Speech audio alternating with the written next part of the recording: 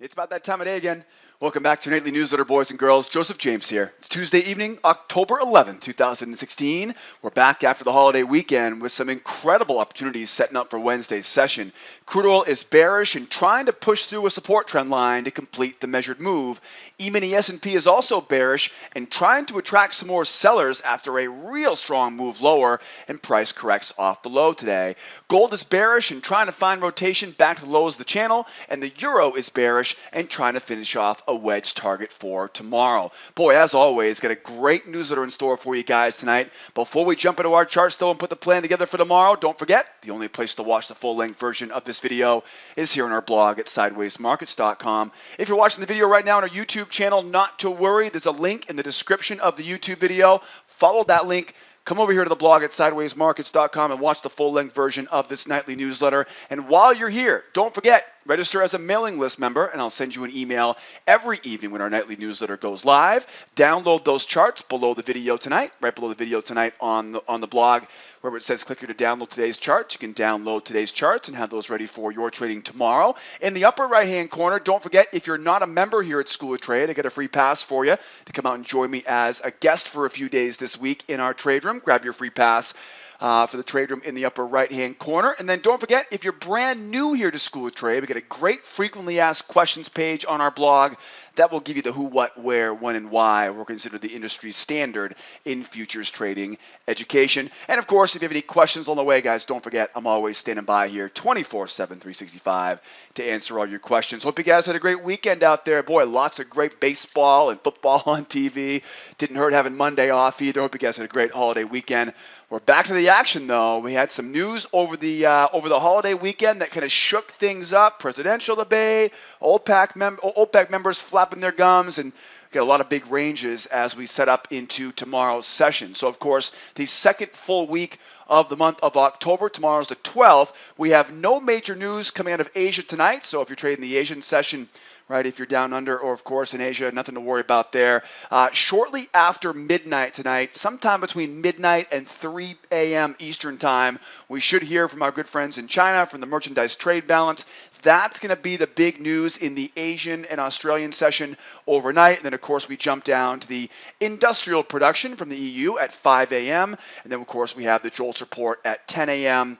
and the FOMC meeting minutes at 2 p.m. tomorrow. So if you're trading in Asia or in Australia, want to make sure you watch out for that merchandise trade. It usually is a little bit tough to tell when it will come out. It's usually sometime between midnight and 3 a.m. Eastern time. You know the Chinese like to keep us on our toes over here in the U.S. And, of course, industrial production, 5 a.m. tomorrow. This will be for all the London-based traders. If you're trading London before the U.S. session begins at 8 o'clock, be aware of the industrial production.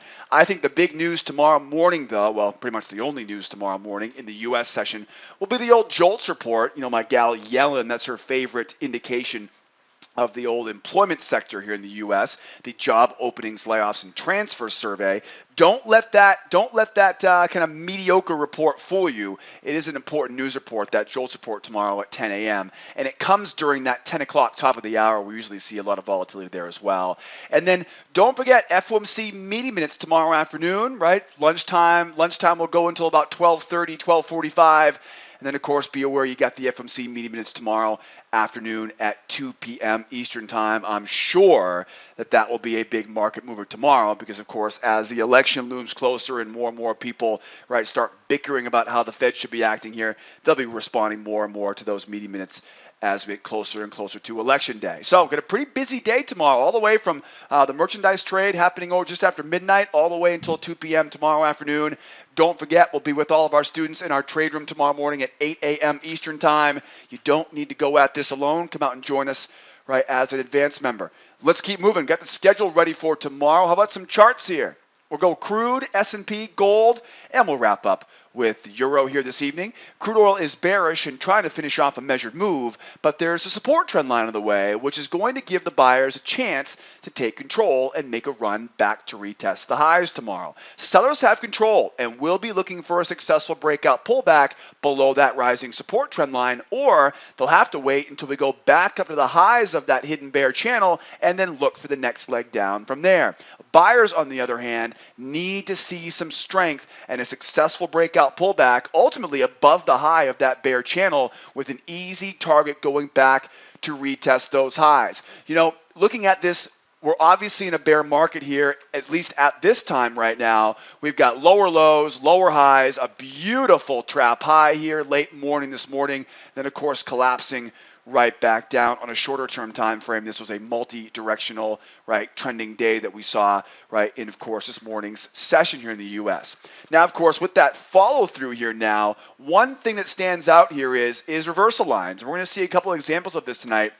You'll notice, though, we're not seeing any consistency keeping below those reversal lines, and immediately now we're starting to hold above that prior area of support. You're going to see a great contrast to this on the S&P and, of course, the euro. The S&P and the euro both have very strong trends, whereas crude oil and gold have they're still trending, but they have very weak trends. And when you see weak trends like this one, it basically tells you sell high, buy low, be careful being too aggressive, We'll take a look at the S&P and the euro in a moment where you can be a little bit more aggressive right now. So we're definitely have a bear market. It's a little bit of a weaker bear trend just because of the reversal line analysis. And then we have public enemy number one for the bears, this rising support trend line. Now, don't underestimate the power of these little rising support trend lines, because a lot of times what happens is sellers are not going to want to sell into that support, and that, of course, gives those buyers the window they need. The only trouble right now is the buyers are not going to want to buy into this falling trend line, So take these lows, line up these lows, and here you have what I kind of call a hidden channel, Kind of a hidden channel. So get resistance overhead. We have support below right now. So sellers have to be careful trying to sell into support. Buyers have to be careful trying to buy into resistance. Heck, tomorrow we may see this market trading inside of a triangle for all we know at this point, This may hold on both sides, and we may have to be very patient until we see what we're looking for next. Bottom line is the bears have control right now. If you want to be a seller, either you need to see that breakout pullback below that trend line and look to use that trend line not as support, but as resistance. Targets, of course, now going to be down at the low, double down. And this measured move down here is going to be a little bit tough to pinpoint, Depending on where this thing goes here, it may be a little bit higher, it may be a little bit lower. So it's, of course, a pending measured move at this time. So, again, one option now for the sellers would be to get that breakout pullback, hold below that rising trend line support, and get that move down to finish off the move back down to 39 to 28, and of course a pending measured move depending on how far this pullback goes. And we can't forget about that big round number at $50 a barrel. What's the other option right now if you wanted to be a seller? The only other option really is going to be to wait for the buyers to struggle to hold here and look to sell off of those highs. The trouble is going to be, obviously, again, this trend line is not going anywhere, That trend line is not going anywhere, so you want to make sure we of course, first want to let these buyers fail, and then second, try to hold that pullback, for that move back down. So sellers, breakout pullback in the short term, or up, buyers fail, breakout pullback in a little bit more of a longer term move, coming off the highs of that channel. Now, what if you're a buyer right now? Buyers want to be thinking in these terms. I either want to be buying up here or buying down here. Now, let's talk about this for a second. First of all, if price goes higher here, I want to see that breakout pullback hold above the high of that channel, above the battle zone. That's going to be the green light area there for those buyers. We have to be careful buying into the top of this bear channel. Now, with that said, we might get a chance for a quick scalp here. There might be a quick move here, and you might see a chance here, to be a buyer as it goes into it. That's going to be a lower reliability trade because now you're messing with the battle zone, and of course you're going to have that self-fulfilling prophecy, not trying to force the move through that falling resistance trend line. The next opportunity here is the one you really want to wait for. This is the one that really gives you the most reliability here. What would be critical is getting and staying above the high of that channel. What would be even more reliable would be something of this nature, where we see this thing up, break, and that type of opportunity here. Now where we can really incorporate everything. We saw a great example of this on crude oil earlier today, as it was trending lower, right, we saw a great example of those buyers holding on to the top of that bear channel, if you remember from this morning's trade room, right, or of course if you're watching in real time on your own, right? So we may get a chance to get that involved as well. That's really where you're going to want to be looking for those buying opportunities here. That's where you're free of all the overhead resistance as this price goes higher, right? So stay patient on that. Another opportunity here would be if this thing does finish off this move here. Now, obviously, at this point now, we got to wait for some more proof, but think of it this way too, right? If we were to see this move lower, breakout, pullback, finish off that double down, finish off the move, right? Finish off, right? Let the sellers get their target to the downside. Then, of course, we see that breakout on strength, hold that pullback. That will be the next opportunity here for the buyers. Clearly in that situation though, sellers will of course finish their job. The buyers will then have to get back above that moving average, hold that pullback. Remember, in a bear market, the only time it's reliable to be a buyer is when it turns into a bull market. And the only time we're in a bull market is when we see that nice strong breakout, successfully hold that pullback above the moving average. Got a good plan here right now. Don't be surprised here though if this market does get a little bit choppy here inside this area. You know what you're looking to avoid though. Sellers don't sell into that rising support. Buyers beware trying to buy into that resistance. Look for the breakout pullbacks accordingly.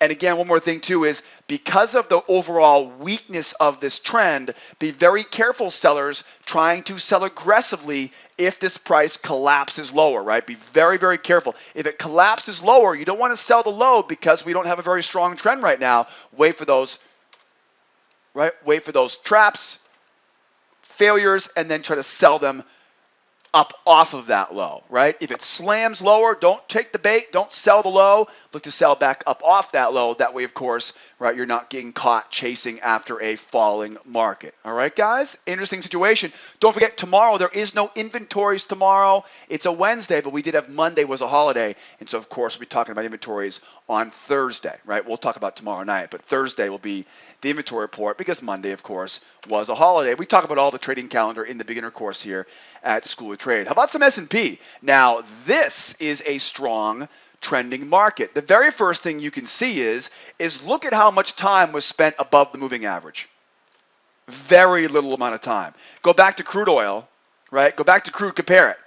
Look at how much more time crude spent above that moving average in a bear market. A lot more time, right? That's one big clue. The trend is much stronger on the S&P. Here's another clue. Every time we went lower, that swing low was never retested, right? Not even this one right here. Not even this guy right here. It came so close at that 21.39 and 3/4, 21.40, but still no test. So this is what I'm talking about when I say reversal line analysis. This is a very strong trend. When you see a market trending with this much strength, okay, not overlapping reversal lines, not spending any time above that moving average, these are the situations where as this market pounds lower, you can be selling low. It's not always going to be the most reliable thing in the world, but if you do want to be a little bit more aggressive when you see markets like this, as long as we haven't achieved the objective, you can be a little bit more firm, a little more aggressive on selling that low.